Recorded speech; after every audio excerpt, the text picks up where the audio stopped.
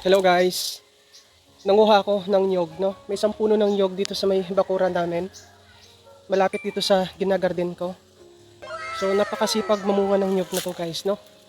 Maganda siyang kunan ng seedlings, pang seedlings. Actually, yung mga bunga nito, yung mga nakaraang pinuti ko, buwig-buwig.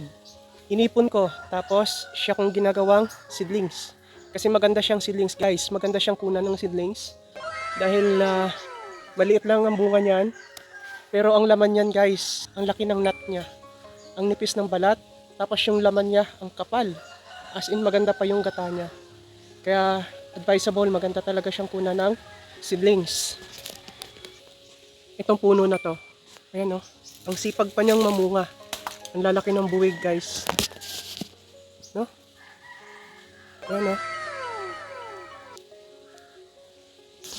Kaya maganda siyang kunan ng pang tanim, gawing seedlings, no? So ito na yung mga nagawang seedlings ko noong nakaraan. Yung iba niyan, malaki na, nadala ko na din dun sa hulo, no? Tinatanim ko.